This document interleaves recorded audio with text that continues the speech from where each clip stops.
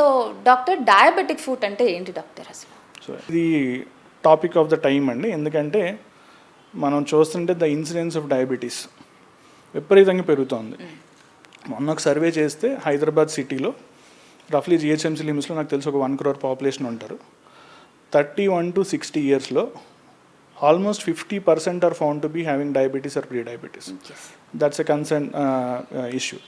So ఈ diabetes ఉన్న వాళ్ళల్లో ఎవ్రీ 4th person అంటే 25% ఆఫ్ ద పీపుల్కి పాదాల్లో ఏదో ఒక ప్రాబ్లం వస్తుంది. ఆ ప్రాబ్లం దేనివల్ల వస్తుందంటే ఈ షుగర్ అనేది స్లోగా నర్వ్స్ని అంటే సెన్సేషన్ ఏవైతే క్యారీ చేస్తాయో ఆ నర్వ్స్ని, బ్లడ్ వెజల్స్ని, చిన్న రక్తనాళాలు ఏవైతే ఉంటాయో రెండింటిని ఎఫెక్ట్ చేస్తుంది.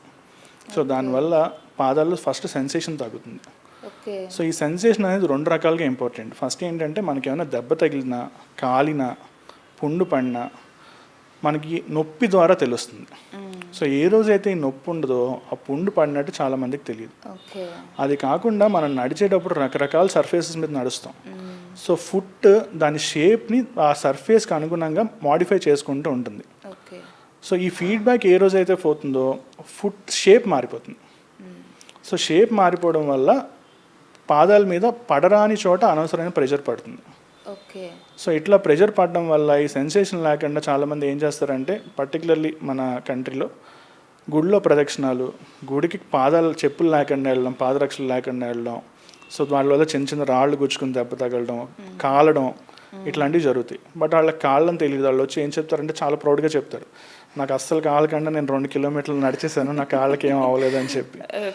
సో ఇవన్నీ జరుగుతూ ఉంటాయి. ఎప్పుడైతే పుండు పడిందో దానికి మోస్ట్ ఇంపార్టెంట్ థింగ్ ఏంటంటే మానడానికి అడిక్వేట్ బ్లడ్ సప్లై ఉండాలి. సో ఈ షుగర్ వల్ల బ్లడ్ సప్లై తగ్గిపోతుంది. దాంతోపాటు షుగర్ అనేది బ్యాక్టీరియాకి ఫుడ్ లాంటిది.